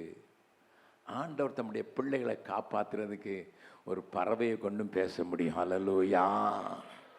நீ மட்டும் அவரிடத்துல ஒப்பு கொடுத்தின்னா வாழ்க்கையில் உன் வாழ்க்கையில் அநேக காரியங்கள் உனக்கு விளங்காம தான் இருக்கும், உனக்கு புரியாம தான் இருக்கும். ஏன் இந்த வழியா நீ நடத்துகிறான்னு உனக்கு தெரியாம இருக்கும். நான் எப்பவும் ஒரு சம்பவத்தை சொல்றது வழக்கம். நான் ஒரு தடவை பாட்னாவுக்கு போய் ஐஜியை பார்க்கணுன்னு போயிட்டு இருக்கும்போது இடையில ஒரு ஆக்சிடென்ட் நடந்ததுனால நான் பைபாஸ் ரோட்டில் போக வேண்டியவன் ஊருக்குள்ளே போக வேண்டிய சூழ்நிலை உண்டாயிற்று. அந்த ஊர் பேர் மசௌடி. உள்ளுக்குள்ளே போன போது நான் ஆண்டவர்கிட்ட கேட்குறேன், ஆண்டவரே ஐஜிகிட்ட எனக்கு அப்பாயின்மெண்ட் கிடைக்கிறதே பெருசு, எங்களுக்கு ஒரு கூட்டம் இருக்குது, அந்த கூட்டத்துக்கு அவரை கூப்பிடணும்னு சொல்லி தான் நான் போகிறேன். இந்த நேரத்தில் எதுக்கு ஆண்டவரே இங்கே வழியில் இந்த மாதிரி ஒரு காரியம் நடந்து எங்களை ஊருக்குள்ளே திருப்பிட்டீங்க? பஜார், அது சின்ன குறுகிய சந்து, அதில் எல்லாம் கடைகள் வச்சுருப்பாங்க. எங்கள் வண்டி கொஞ்சம் கொஞ்சமாக போகத்தான் வேறும் 1 மணி நேரத்துக்கு மேலே லேட் ஆகிடுச்சுது.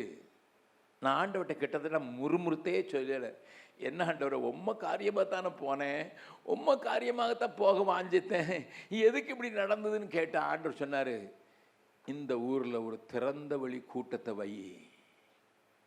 எனக்கு விளங்கலை, என்ன சொல்கிறீங்க ஆண்டவரை? இந்த ஊருக்குள்ள உன்னை கொண்டு வந்தது காரணம், இந்த ஊரில் ஒரு திறந்த வழி கூட்டத்தை வை அப்படின்னு சொல்லி ஆண்டவர் என்கிட்ட திட்டமாக பேசுனதுனால அப்பாயின்மெண்ட் போயிடுச்சு ஐஜிக்கிட்ட. ஆனால் நான் பாட்னா போய் சேரும்போது அங்கே இருந்த என்னுடைய தலைவர்கிட்ட சொன்னேன், அந்த ஊரில் ஆண்டவர் கூட்டம் வைக்க சொல்கிறாருப்பா. ஐயோ அண்ணன் வேண்டாண்ணே, அங்கே நக்சல் பாரிகள் இயக்கம் மட்டும் இல்லை, ரஞ்சித் சேனா இருக்குது, இன்னும் மற்ற 4 சேனைகள் இருக்கிறது. துப்பாக்கி ஏந்தி ஒருத்தரோ ஒரு சண்டை போடுவாங்க. 5 மணிக்கு மேலே ஒருத்தரும் வரமாட்டாங்க. அந்த கூட்டத்தை அங்கே நம்ம ஈவினிங் தான் கூட்டம் வைப்போம், ஈவினிங் கூட்டம் வைக்க முடியாது. நான் சொன்னேன், எப்போ எனக்கு தெரியாது, அந்த ஊருடைய சமாச்சாரம்லாம் எனக்கு தெரியாது. ஆனால் ஆண்டவர் சொல்கிறாரு, இந்த வழியை திருப்பி கொண்டு வந்து காரணமே அதுதான் சொல்கிறாருன்னு சொல்லி அந்த ஊரில் கூட்டங்கள் வச்ச போது விரோதமாக ஒரு இந்து மகா சபையை சேர்ந்தவங்களும் ஒரு பெரிய கூட்டம் அயோத்தியாவிலேருந்து பண்டித்துகளை கொண்டு வந்து வைக்கிறாங்க. நம்ம கலர்லேயே நோட்டீஸ் அடித்து விட்டுறாங்க, அதே நாளில் வைக்கிறாங்க. ஆனால் நமக்கு காந்தி மைதானம் கொடுத்துருந்தாரு, அவங்க ஹைஸ்கூல் மைதானத்தில் வச்சுருக்காங்க. ரொம்ப தூரம் இல்லை, பக்கத்தில் கூப்பிடுற தூரத்தில் தான் இருக்குது. அப்பவும் என் தலைவர் சொல்கிறாரு, அண்ணன் நான் சொன்ன அப்பமே வேண்டாம், நம்ம மாற்றிடலாம். அவங்க 25 கிலோமீட்டர் சுற்றளவில் எல்லா இடத்துலையும் போய் லவுட் ஸ்பீக்கர் வச்சு அனௌன்ஸ் பண்ணுறாங்கண்ணே, நம்ம கூட்டத்துக்கு அங்கே ஒரு கிறிஸ்தவங்களும் இல்லை, ஒரு கிறிஸ்தவங்களும் இல்லாத இந்த முழு தாலுகாவிலேருந்து எப்படி என்ன வருவாங்க? நான் சொன்னேன், ஆண்டவர் சொன்னார் கீழ்ப்படிவோம், ஆண்டவரை சார்ந்திருப்போம், ஆண்டவர் நடத்தினாரு, நன்மையாக நடத்தினார். நடந்தது என்ன தெரியுமா? நம்ம கூட்டத்துக்கு முதல் நாள்லே 8000 பேர் வந்துட்டாங்க. எப்படின்னு கேட்டிங்கன்னா, இவன் நினச்சிக்கிட்டான் அந்த கூட்டம் இந்த கூட்டம் நினச்சிட்டு இங்கே வந்துட்டான். சாதுக்கள்லாம் இங்கே வந்து நாங்கள் பாட்டு நடத்தினோம், அவனுக்கு ஒரே பயங்கர சந்தோஷம், பயங்கரமாக ஆடு. நான் சாதுக்கிட்ட போய் கேட்குறேன், டேய் உங்கள் கூட்டம் அங்கே இருக்குது, அங்கே என்ன மண் இருக்குது, இங்கே தானே எல்லாம் இருக்குது. 3ஆவது நாள் கூட்டம் முடிக்கும்போது 20,000 பேர் வந்திருந்தாங்க. அந்த பகுதியில் இருக்கிறதே 40,000 பேர் தான். பாதி ஜனம் கூட்டத்தில் வந்து இன்றைக்கு இங்கே 7 சபைகள் உண்டாகிறது கர்த்தர் உதவி செய்தார். உனக்கு விளங்காது அநேக நேரங்களில் ஏன் கர்த்தர் உன்னை சுற்றி போக பண்ணுறான்னு விளங்காது. தாவீதுக்கு நெருக்கங்கள் வந்தபோது அவனுக்கு புரியலை, அவனை மாற்றிடுச்சு. ஏன்னா வருங்காலத்தை குறித்து ஒரு பெரிய பயம். பெலிஸ்தியர் அபிதிப்பட்ட கேட்டு, நானும் உங்க கூட சண்டைக்கு வந்து எங்கள் ஜனத்துக்கு விரோதமாக இஸ்ரவேலுக்கு விரோதமாக போகிறதுக்கு ரெடியாக இருக்கேங்கிறான். நான் அவங்க ஏற்றுக்கொள்ளலை. நல்ல கவனிங்க, வாழ்க்கையில் முதல்ல நோக்கத்தை அறிந்து கொள், அதற்கு பிறகு முழுவதும் ஆண்டவரை சார்ந்து விடு.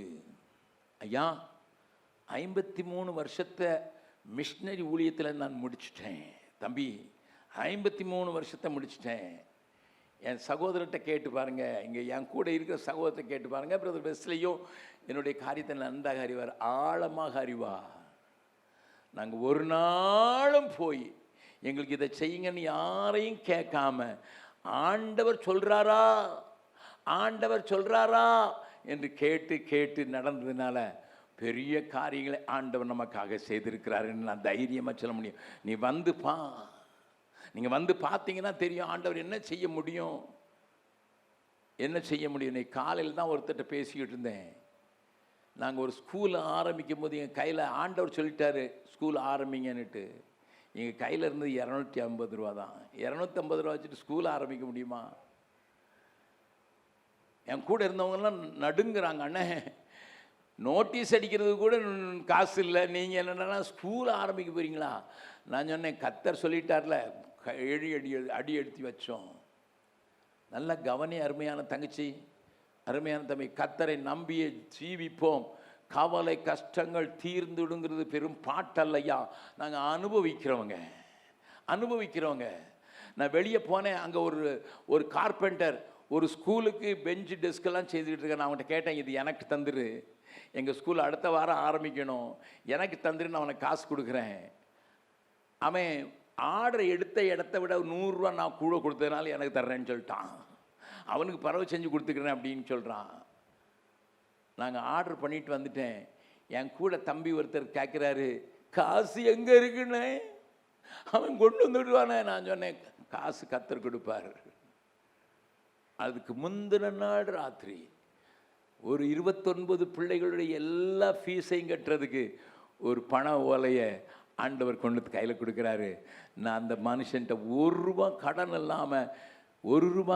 இல்லாமல் 53 வருஷம் 3200 பேரோடு கூட 3000 பிள்ளைங்களை பாதுகாப்பு இல்லத்தில் வச்சு 25000 பிள்ளைங்களுக்கு படித்து கொடுத்து 1000க்கு மேலே சபைகளை வச்சு நடத்துறதுக்கு இந்த தேவனை சார்ந்து இருக்கிறதுக்கு முடியும். அந்த ஆட்களாக முடியும்னு நம்பினதுனால்தான் நானும் என்னோடு இருக்கவங்க சம்பூர்ணமாக நம்புகிறோம். ஆண்டவர் சொல்லாது எந்த காரியத்திலையும் கையிடுறதுக்கு நாங்கள் ரெடியாக இல்லாமல் இருந்தது காரணம் கர்த்தரை நம்பி சீர்ந்துக்கொள்.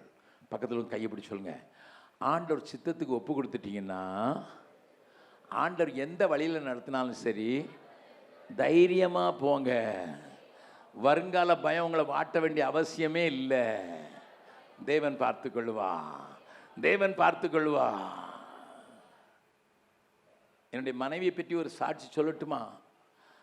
நான் இங்கே ஒரு வருஷத்தில் வேன் ஒன்று நொறுங்கி போச்சு. ஒருத்தருக்கு முதுகெலும்பு உடஞ்சிச்சு, ஒருத்தருக்கு கால் எடுக்க வேண்டியது வந்துச்சு, ஒருத்தருக்கு மூக்கு உடஞ்சி போச்சுது. எல்லாரும் 20 பேர் இருந்தாங்க வேனில், அவ்வளோ பேருக்கு அடி. நான் மட்டும் ட்ரெயினில் இன்னொரு பனித்தளத்தை பார்த்துட்டு வந்ததுனால அவங்களுக்கு அடிபட்டதுன்னு நேரே போய் பார்த்தா அவங்க நிலைமை பரிதாபமாக இருந்தது. கவனிங்க, அந்த பிள்ளைங்களை பார்த்து நாங்கள் எங்களால் முடிஞ்ச அனைத்தையும் செய்தோம். அந்த ஆக்சிடென்ட் நடந்த பிறகு எங்களுக்குள்ள ஒரு பெரிய பயங்கரமான கேள்விகள், ஒரு பெரிய கேள்வி. ஏன் ஆண்டவரே சவுத் இந்தியாவிலேருந்து பாட்டு பாடி உதவி செய்கிறதுக்கு தானே வந்தாங்க, அவங்களுக்கு இது ஏன் ஏற்பட்டதுங்கிற ஒரு பெரிய கேள்வியோடு தான் நாங்கள் இருந்தோம். ஆனால் ஆண்டவர் என்ன சொன்னார் தெரியுமா? நீ அந்த வண்டியே நம்பிட்ட, அது போதும்னு நினச்சிட்டேன். அதுக்கு பிறகு இன்னைக்கு பார்த்தீங்கன்னா வளாகம் முழுவதும் வண்டியால் ஆண்டவர் நிரப்பிட்டாரு. நலமாய் நாங்கள் தோன்றுகிறதை கையிலிருந்து பிரித்தெடுத்து நலமாக தோன்றாதவைகளை, எமக்கு விளங்காதவைகளை தேவன் செய்து முடித்திருக்கு. நான் ஒரு சாட்சியாக இருக்க முடியும். தேவன் அதை செய்வார் என்பதை வாழ்ந்து காட்டினதுனால தான் நான் சொல்கிறேன். வாலிப நாளில் இங்கே வந்திருக்க காரணம் ஆண்டவரை பிடிச்சு கொண்டு தான் வந்திருக்கீங்க. ஆனால் ஆண்டவரை தேவைக்காக மாத்திரம் இல்லை, எல்லா வேளைகளிலும் பிடித்து கொள்வதற்கு கர்த்தர் உங்களுக்கு உதவி செய்வாராக. என்ன வந்தாலும் சரி, ஆண்டவரே நான் உம்மை விட்டு நான் கொஞ்சம் கூட வலி விலகாமல் போவுங்கிற ஒரு சம்பூர்ண ஒப்பு கொடுத்தல். எனக்கு குறித்திருக்கிறதை அவர் நிறைவேற்றுவார், நான் போகும் வழியை அறிவார். எனக்கு குறித்திருக்கிறவர் நிறைவேற்றுவார் என்ற தைரியம். அதனால தான் பவுல் சொல்கிறான், நான் விசுவாசிக்கிறவர் இன்னார் என்று அறிந்திருக்கிறேன், அவர் அந்நாள் பரியந்தம் நான் ஒப்புவித்ததை காத்துக்கொள்ள வல்லவராயிருக்கிறார். இந்த வருஷத்தில், அந்த ஆக்சிடென்ட் நடந்த வருஷத்தில், ஆக்சிடென்ட்டில் எங்களுக்கு நிறைய காசு போச்சுது, வீட்டில் இருந்த பணம் திருடு போச்சுது, ஊழியர்கள் சிலர் வியாதிப்பட்டு தமிழ்நாட்டுக்கு திரும்பி வந்துட்டாங்க. இப்படி ஏராளமான காரியம் நடந்திருக்கும் போது அந்த வருஷத்தில் என் மனைவிக்கும் பயங்கரமான வலி. வயிற்றில் கால் பிளாடர் பெருசாகி பெருசா தெரிகிற அளவுக்கு வீங்கி இருக்குது. வேதனையோடு கூட இருப்பாள். 24 hours அவளுக்கு பெரிய சஃபரிங் இருக்கும். அந்த நாளில் எங்களுக்கு டாக்டருங்க சொல்லியிருந்தாங்க, உங்களுக்கு இன்னொரு பிள்ளை இருக்கக்கூடாது. அந்த பிள்ளை இருக்குமானா அந்த பிள்ளை அங்க வீனமாக பிறக்கும், கை கால் முடமாக பிறக்கும், மூளை வளர்ச்சி குண்டினதாக இருக்கும். அதனால் உங்களுக்கு பிள்ளை இருக்கக்கூடாதுன்னு 3 டாக்டருங்க சொல்லியிருந்தாங்க.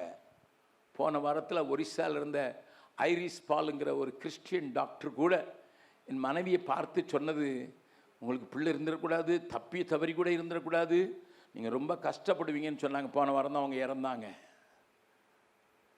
ஆனால் நாங்கள் ஜனவரி மாதம் டிசம்பர் மாதம் 31 முழு இரவு ஜெபித்து புதிய வருடத்தில் போகிறதுக்கு நிற்கும்போது ஆண்டவர் தீர்க்க தரிசனம், இழந்து போனவங்களெல்லாம் உங்களுக்கு திரும்ப தருவேன். நான் அந்த வசனத்தை வச்சு பேசிக்கிட்டு இருக்கேன்.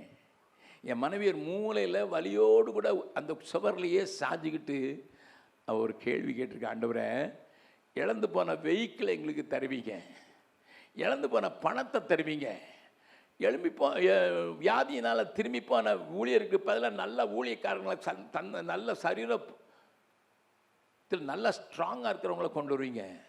ஆனால் அந்த வருஷத்தில் தான் எங்கள் பிள்ளை இறந்துருந்தது. நான் இழந்த பிள்ளை எப்படி ஆண்டவரை தருவீங்க? டாக்டருங்க சொல்லியிருக்காங்க எங்களுக்கு குழந்தை இருக்கக்கூடாதுன்னுட்டு.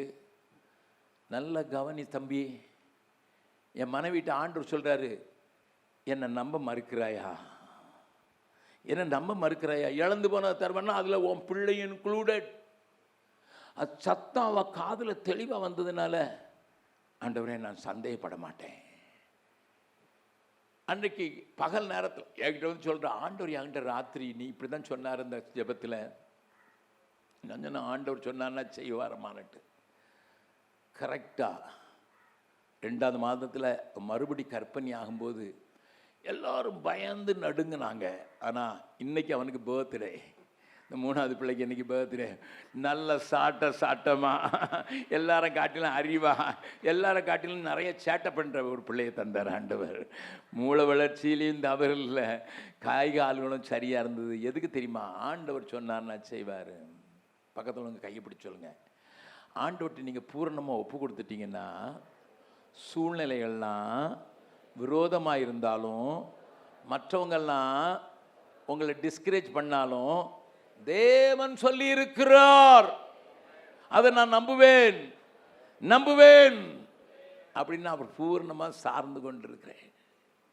இந்த இடத்துக்கு தாவீதை கொண்டு வரணும். நல்லா கவனிங்க. தாவீது பொய்யெல்லாம் சொல்லி பெலிஸ்திய தேசத்தில் குடியிருந்து பெலிஸ்திய ராஜாவுக்கு உதவி செய்யணுன்ற நிலைமைக்கு வந்து, அவங்க நீங்கள் எங்க கூட வரக்கூடாதுன்னு மூப்பர்கள் சொன்னதுனால போகாதனால இவன் அங்கிருந்து வர்றதுக்குள்ள அவனுடைய குடும்பத்தார் தங்கியிருந்த, அவனுடைய கூட்டத்தார் தங்கியிருந்த சிக்லாக் எரிக்கப்பட்டு கிடக்கிறது. அதைத்தான் 30வது அதிகாரத்தில் பார்க்கிறோம். 30வது அதிகாரத்தை வாசிக்கலாம். 1வது வசனத்தை வாசிக்கலாம். மனுஷரும் தாவீதும் அவன் மனுஷரும் 3ஆம் நாளிலே சிக்லாகுக்கு வந்து சேருகிறதுக்கு முன்னே அமலேக்கியர் தென்புறத்து சீமையின் மேலும் சிக்லாகின் மேலும் விழுந்து சிக்லாகை கொள்ளையடித்து அதை அக்கினியால் சுட்டெரித்து அதிலிருந்த ஸ்திரீகளாகிய சிறியவர்களையும் பெரியவர்களையும் சிறைப்படுத்தி ஒருவரையும் கொன்று போட அவர்களை பிடித்து கொண்டு தங்கள் வழியே போய்விட்டார்கள். நல்லா கவனிங்க. தாவீதோட 600 பேர் இருந்தாங்க. 600 பேருடைய மனைவி பிள்ளைகள் எல்லாத்தையும் பிடிச்சிட்டு போயிட்டான். அவங்களுடைய கால்நடைகளை பிடிச்சிட்டு போயிட்டான். டென்ட்டை எரிச்சிட்டான். ஒண்ணுமில்லாம ஆயிடுச்சு. இப்ப அவங்க வந்து பார்த்து தங்களுக்கு மனைவி பிள்ளைகள் இல்லைன்னு சொன்ன உடனே இந்த தாவீது யாரை வச்சு சோறு போட்டு, யாருக்காக கஷ்டப்பட்டு உழைச்சானோ, யாருக்காக பண்டம் பழங்களை கொண்டு வந்து கொடுத்தானோ அவங்களை எல்லாரும் கை தூக்கி நிற்கிறாங்க கல்ல. நாங்கள் தாவீதை கொல்ல வேண்டும். Why God allowed such a situation? ஏன் ஆண்டவர் அந்த காரியத்தை அலோவ் பண்ணுகிறார், பெர்மிட் பண்ணுகிறார்? ஆண்டவரை மாத்திரம் தாவீத, நீ உனக்கு உதவி செய்வாங்கன்னு தான் நீ அவங்கள தான் காப்பாற்றி வச்சிருக்க, அவங்க கூட உன் கூட நிற்க மாட்டாங்கப்பா, உனக்கு நான் மட்டும்தான் நிற்பேங்கிறத காட்டி கொடுக்கறதுக்காக அந்த நிலையில தள்ளுகிறான். யாருக்கோ நான் இந்த பகல் வேளையில் பேசுவதற்கு போராடி கொண்டே இருந்தபோது ஆண்டவர் சொன்னார், சில பிள்ளைகள் தங்களுடைய படிப்பையும் தங்களுடைய பெற்றோரையும் தங்களுடைய சிநேகிதர்களையும் நம்புகிறவர்களாக இருக்கிறார்கள். என்னை அவர்களை முழுவதுமாய் சார்ந்து கொள்வது மாத்திரமல்ல, தனித்து விடும்போது நான் ஒருவன்தான் கூட இருப்பேன் என்பதை கண்டுகொள்ள வேண்டும் என்பதை அவர்களுடைய வாழ்க்கையில் வெளிப்படுத்துவதற்காக தான் அவர்களுக்கு சில இடுக்கமான நெருக்கமான இடத்தில் அவர்களை கொண்டு வந்து வைத்திருக்கிறேன். ஏனென்றால் அவர்களை குறித்து எனக்கு என்ன உன்னதமான தீர்மானம் உண்டு. தம்பி, நான் உனக்கு நேராக தீர்க்க தரிசனமே சொல்கிறேன், உன்னை குறித்து ஒரு உன்னத தீர்மானத்தை வைத்திருக்கிறதுனால தான் நீ எல்லாராலும் கைவிடப்பட்டது போல நீ ஃபீல் பண்ணி you feel very lonely, very lonely. நேற்று நடந்த வாலிபு கூட்டத்தில் ஆஷிஷ் ஒரு காரியத்தை சொன்னாப்புல, ஷாருக் கான் என்று சொல்லப்படுகிற ஃபேமஸ் ஹிந்தி ஆக்டர் ஒரு இன்டர்வியூவில் சொன்னதை அவர் கோட் பண்ணார், நானும் கோட் பண்ணுறேன். பெரிய ஃபேமஸ் ஆக்டர் ஹிந்தி உலகத்தில், ஷாருக் கானை தெரியாதவங்க உலகத்தில் இல்லைங்கிற அளவுக்கு அவ்வளோ ஃபேமஸ். ஆனால் அவனை ஹிந்தி உலகத்தில் இன்டர்வியூ பண்ணும்போது சொன்னா, உங்களுடைய பெரிய ப்ராப்ளம் என்ன Shahrukh Khan, what is your problem அப்படின்னு கேட்டா, இவ்வளோ கூட்டத்தின் மத்தியில் நான் தனியாக இருக்கிறேன், I don't have anybody to lay my shoulder. அவன் சொன்ன வார்த்தை தான், என் தலையை சாய்க்கிறதுக்கு ஒரு நல்ல தோள் இல்லை, நான் தனியாக இருக்கிறேன். பணக்காரனாக இருக்கலாம், புகழ் பெற்றவனாக இருக்கலாம், இயேசுவை மாத்திரம்தான் சார்ந்து கொள்ள முடியும். ஏனென்றால் அவரே கண்மலை. அதனால தான் தாவீது அடிக்கடி என் கண்மலையானவரே, என் கண்மலையானவரே, என் தாபரமே என்று அடிக்கடி சொல்லுவதற்கு காரணம், you alone is the only one who is able to carry me through. என்னை சூக்கி சுமக்கிறதுக்கு நீங்க மாத்திரம்தான் என்று சொல்கிற அந்த பாத்திரத்தை அந்த இடத்துக்கு ஆண்டவர் கொண்டு வந்து நிறுத்தும்படியாகத்தான் தாவீது நெருக்கப்படுகிறான். இதுக்கு பிறகு நீங்க பார்த்தீங்கன்னா, இந்த சம்பவத்துக்கு பிறகு பார்த்தீங்கன்னா, தாவீதின் காரியங்களில் எல்லா நேரத்திலும் அவன் தேவனை மாத்திரம் பூர்ணமாக சார்ந்து வாழ்ந்ததுனால ஒரு யுத்தத்தில் தோல்வியே அடையாதபடி அவனுக்கு ஏற்ற காரியங்களை செய்தான். உன் வாழ்க்கையில் தோற்று கீழே விழுந்து கொண்டிருக்கிறாயோ, உன் வாழ்க்கையில் அடிக்கடி தோற்று போய் அதனால் வேதனையினால் என்னடா கிறிஸ்தவ வாழ்க்கை, என்னடா வாழ்க்கை, அடிக்கடி சோர்ந்து போகிறேன், அடிக்கடி தோல்வியை சந்திக்கிறேன்னு சொன்னால், இன்னைக்கு ஒன்று செய், ஆண்டவரை மாத்திரம் சார்ந்து கொண்டு இருந்தான். நான் உனக்கு கேரண்டியாக சொல்கிறேன், உன் வாழ்க்கையில் வெற்றியின் மேலே வெற்றி தருவதற்கு இந்த தேவன் உண்மையுள்ளவராக இருக்கிறார். ஹல்லேலூயா, ஹல்லேலூயா, ஹல்லேலூயா, ஹல்லேலூயா. நீங்கள் கேட்கலாம், அங்கிள் எங்களுக்கு ரொம்ப ரொம்ப தேவையாக இருக்கிறது, நாங்கள் உளுந்து எந்திரிக்கும் போது எங்களுக்கு ஒரு பெரிய அபிஷேகம், வெற்றி பெற்றவனாக நான் நிற்க வேண்டும், வெற்றி பெற்றவளாக நான் நிற்க வேண்டும், எந்த காரியத்தில் வெற்றி வேண்டும் என்று சொல்லி நெக்ஸ்ட் 40 years 16, அதாவது 15 வருஷங்கள் 16 to 30 he was having pressures, but 30 to 70 he was having victories after victories. In spite of அப்சலோமே அவனை வீட்டை விட்டு துரத்தினா கூட அவன் வெற்றி பெற்றவனாக தான் திரும்பி வருகிறான். அந்த காரியத்தை தேவனுக்கு கையளிக்க விரும்புகிறான். எதுக்கு? நெக்ஸ்ட் கொஸ்டின், வாய்? ஏன் ஆண்டவர் என்னை வெற்றி உள்ளவனாக மாற்ற விரும்புகிறார் என்பதற்கு மாத்திரம் ஒரு காரியத்தை நான் உங்களுக்கு சொல்லிக் கொடுத்து நான் முடிக்க விரும்புகிறேன். God wants to show you, அவரோடு கூட சேர்ந்து நீ எதையும் மேற்கொள்ளலாம் என்பதை காண்பிப்பதற்கு காரியம். உன்னை கொண்டு இந்த உலகத்தில் தோற்று விழுந்து மடங்கடிக்கப்பட்டவர்களை தாங்குகிறதற்கு தான் தேவன் உன்னை தெரிந்து கொண்டிருக்கிறார். நீங்க அந்த அதிகாரத்தில் பார்த்தீங்கன்னா, அந்த 1 சாமுவேல் 30வது அதிகாரத்தில் அவன் என்ன செய்யன்னு பாருங்க. 8வது வசனத்தை வாசிக்கலாம். தாவீது கர்த்தரை நோக்கி, தாவீது கர்த்தரை நோக்கி, நான் அந்த தண்டை பின்தொடர வேண்டுமா, நான் அந்த தண்டை பின்தொடர வேண்டுமா, அதை பிடிப்பேனா, அதை பிடிப்பேனா என்று கேட்டான். அதற்கு அவர் அதை பின்தொடர், அதை பின்தொடர், அதை நீ பிடித்து, அதை நீ பிடித்து சகலத்தையும் திருப்பிக் கொள்வாய், சகலத்தையும் திருப்பிக் கொள்வாய் என்றார். அப்பொழுது தாவீதும் அவனோடு இருந்த 600 பேரும் போனார்கள். அங்கே சிலர் நின்று போனார்கள். 200 பேர் தான், 600ல 200 பேர் தான் தேர்னாங்க. ஆனா தாவீது போறான். ஏன்னா ஆண்டவர் சொல்லிட்டாரு போன்னு சொல்லிட்டாரு. காரணம், அங்க ஒரு மனுஷனை பார்க்கிறார்கள். வாசிக்கலாம் 11வது வசனம். ஒரு எகிப்தியனை வெளியில் அவர்கள் கண்டு அவனை தாவீதினிடத்தில் கொண்டு வந்து புசிக்க அவனுக்கு அப்பமும் குடிக்க தண்ணீரும் கொடுத்து அத்திப்பழ அடையின் ஒரு துண்டையும் வற்றலான 2 திராட்சைப்பழ குலைகளையும் அவனுக்கு கொடுத்தார்கள். அதை அவன் சாப்பிட்ட போது அவனுடைய உயிர் திரும்ப அவனுக்குள் வந்தது. நல்ல கவனிங்க. Why God wants you to depend on Him? To raise people, those who are already on the way, broken, கைவிடப்பட்டு சாகும் தருவாயில் இருக்கிற அநேகரை ஆண்டவர் உன் மூலமாக தூக்கி எடுத்து எப்படியாயிலும் வாழ்க்கையில அவர்களுக்கு நம்பிக்கை உண்டாகும்படியாக, நம்பிக்கையற்று கைவிடப்பட்டு இருக்கிறவர்களை தூக்கி எடுத்து நிறுத்தும்படியாகத்தான். எங்க கூட தம்பி சுரேஷ்னு ஒருத்தர் ஊழியம் செய்கிறார். அவருடைய மகள் பிலிப்பைன்ஸில் மெடிக்கல் படித்து கொண்டிருக்கிறார். போன மாதத்தில் நடந்த ஒரு காரியத்தை நான் சொல்கிறேன். பிலிப்பைன்ஸில் அவள் மெடிக்கல் படிக்கும்போது ராத்திரி 11:45 அவருக்கு ஒரு ஃபோன் கால் வருது. அவளுக்கு, கொஞ்சம் என்னைய வந்து மீட் பண்ணுறியா? ஒரு வாலிபன் கூட படிக்கிற MBBS ஸ்டூடெண்ட் 11:45 அவனுக்கு குடிப்பழக்கம் இருக்குதுன்னு இவளுக்கு தெரியும். என்னை வந்து மீட் பண்ணுறியா அப்படின்னு கேட்கும்போது இவ கையில் ஃபோனை வச்சுட்டு கை நடுங்குது. ஆண்டவரே, ஒரு வாலிப பையன், நான் இங்கே அறையிலே தங்கியிருக்கிறேன், என்னை 11:45 வாரியா, என்னை பார்க்க வா என்று சொல்கிறான் என்றால் அவனுடைய நோக்கம் என்னவா இருக்குமோ?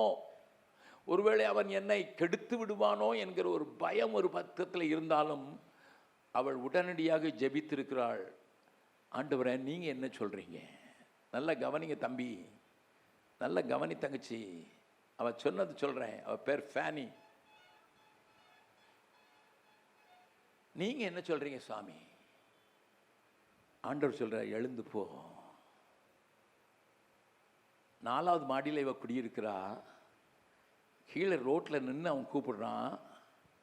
அவனை தூரத்திலே பார்க்குறா. கையில் ஒரு பெரிய ரம் பாட்டில் வச்சுருக்கான், ஒரு கையில் சிகரெட் வச்சுருக்கான், காதில் ஃபோனை மாட்டி வச்சுருக்கான்.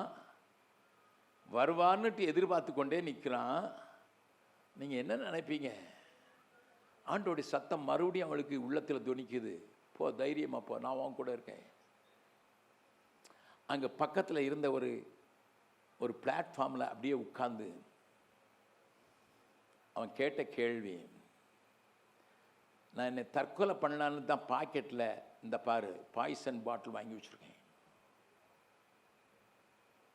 பாய்சன் பாட்டில் வாங்கி வச்சுருக்கேன். நான் பேரோடு சொல்கிறதுக்கு காரணம், இது உண்மையாக போன மாதத்தில் நடந்தது.